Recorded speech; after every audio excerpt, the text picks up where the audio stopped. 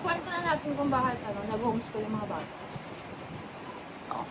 So sobrang dami nangyayari ngayon. Hindi naman sa luwag, pero walang kapantay na halaga yung buhay ng mga bata. Kahit sabihin mong mahal magpaaral, siguro kasi homeschool, pero kung buhay naman ng bata yung kapalit, walang kapantay. So ang mga advantages na nakikita ko, so first safety, second time, third is financial. So yun talaga. Sa nangyayari, yung safety kasi ng mga bata is hindi lang yung sa nakikita nyo sa mga news. Totoo din talaga yun. Nangyari kasi yun sa IKL. Or, kasi sinisisi ng mga tao ngayon is yung mga online games. Pero hindi ako naniniwala dyan. Hindi naman sa hindi naniniwala. Pwede may contribution din. Pero sa totoo lang, nung panahon namin, Half-Life, Counter-Strike, Totoo yan. yan. Yun yung mga laro. Pero hindi naman siguro tayo ina-influence na pumapay ng tao. Siguro nasa tao din talaga yan. Hindi lang particularly sa bata eh. Sa matanda. Hindi na-guide ng maayos. Kasi, pag may nakita na ako na hindi maganda, tatamaan ka talaga sa akin. Well, may mga parents na naaawa, hindi nakakaawang i-disiplina ang mga bata, lalo na kung perwisyo sila sa ibang tao. Which is yun yung nangyari sa anak namin. Nabully siya sa school. So, ang masama doon, Catholic school pa. So, wala yan sa public or private, or kung ano man yan. Mangyayari at mangyayari yan.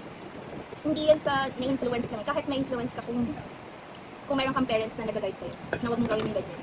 So, naniniwala talaga ako na ang mga bully is nagsisimula din sa parents. So, alam mo kasi yan eh, nakikita mo kung ano yung ugali ng anak mo. Hindi mo sa hindi nakikita, hinahayaan mo lang. Yes. Huwag mong kontaktan kasi. Oo, ganon. I-connect mo, huwag mong kontaktan. Sa akin kasi hindi pwede yan. Sadyang may mga bully talaga na bata. Siguro hindi sila natutukan ng parents nila. Ayaw din naman talaga, ayaw ko din talaga mag-homeschool before kasi iniisip ko. Hanggang marami iniisip ko, yung pakipag-socialize mo sa tao, baka maging lalong mahiyain, gawa ng ang mga bata kasi is mahiyain na. Kaya iniisip ko, madami namang ways para makipag-socialize yung bata. Like, sila i-enroll sa iba-ibang workshop. Yes, nagigising ng 4 or 5 para maligo, mag-prepare. Kung 5 o'clock mo siya gigising ng umaga. Katulad sa case ko, dahil pumapasok ako, so kailangan maaga sila gumising. Yung isasabay ko sila sa schedule ko. So parang sayang yung itutulog pa ng bata. Homeschool na lang sila, tapos work from home ako. Hindi yun katamadan. Ano yun? Diskarte yun. Kasi matututo naman ang bata online or traditional school. Nasa sa inyo yun. Depende sa bata. Mahal yung tuition, pero kung i-compute mo, lalabas ka, mamamasahe ka, uniform, books, baon. Then, siguro, iba-iba. Sa iba, hindi applicable sa kanila yung homeschool kasi mahirap. Hindi agree.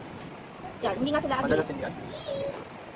Kaya lang naman sila hindi agree kasi iniisip nila katulad ng mga iniisip ko before na walang friends yung bata, walang socialization yung bata. Madami namang ways para makipag-socialize. Ilabas mo yung bata sa park. Lumabas kayo ng bahay. Diskarte lang yan. Mag-workshop kayo. Madaming workshop. Tsaka, ilang oras lang yung homeschool. Bonding yun. And madami pa kayong magagawa. So, dagdag sa knowledge nila yun and skills na magagamit nila in the future.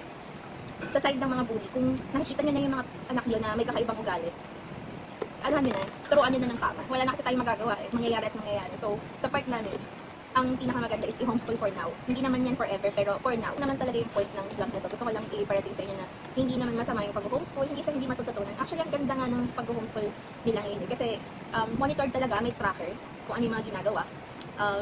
And nakikita mo yung mga files, chinecheck talaga ng mga teachers. Online na lahat. As in, i-adapt na natin siguro to. Kasi di ba, ang mga trabaho nga yung ibang trabaho, aside dun sa mga medical, yung mga kailangan talaga ng on-site, mostly ang work is online na. Before nag-start ako BA, so online na talaga ako Then, nag-transition sa BPO. Then, ngayon nasa BPO pa rin, pero work from home. Yun. Then, i-adapt na natin yung mga changes. Kasi yung AI and everything, innovation, ang tawag nila. So, yun. Gamitin natin makabuluhan siguro or work it yung mga gadgets since mahilig sila maglaro sa gadgets nila, why not gamitin nila yun for school? Diba? Para hindi lang tayo nagbayad ng mahal sa gadget para ipaglaro, pero nagamit nila for education.